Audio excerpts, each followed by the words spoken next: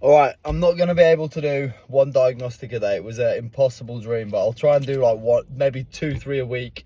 And also they also need a bit of an explanation. So the diagnostic I did yesterday was limiting beliefs.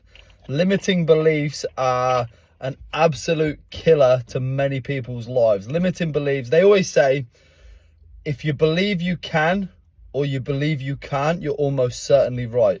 And that is the absolute case. That is the absolute case. Like they always also say, the only people who change the world are the people that believe they can change the world. And it's so true. So every time you've got a limiting belief, such as I'm too old to do that, I'm not capable of doing that, I couldn't even do that if I tried, and it could be anything. It could be a career path. It could be and what you want to do as a lose weight or anything. You're already locking that door and putting yourself in a cage where why would you try if you believe you can't do it? That's the key point to this one. So with limiting beliefs, the secret to getting over them is to question them. Like where did this limiting belief come from? Like, oh, I could never run a marathon.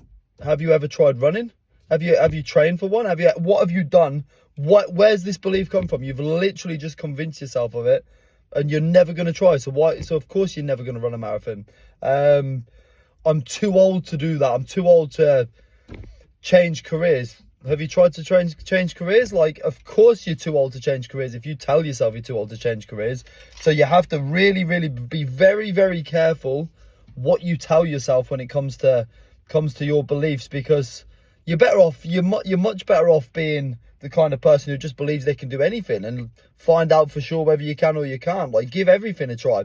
Even like limiting beliefs can come from someone can have an amateur boxing match and lose and then be like, oh, I'm a terrible boxer, and never box again. It's like, what was your expectation, that you were going to be Floyd Mayweather in your debut? Like, you can't lock a limiting belief in and live your whole life around I can't box because you had one defeat, like, or a few defeats or 20 defeats. It's only those that don't let these limiting beliefs creep in that end up doing anything special with their lives. So limiting beliefs are a big diagnostic where life coaches can really help you question and come to terms with those limiting beliefs and figure out whether they're true or whether they're just something that you or your parents or a life experience has created, this belief that it's not actually factual. It's literally based on either nothing or very little. So remember that, guys. Don't let limiting beliefs get in your way. Question every time you tell yourself you can't do something.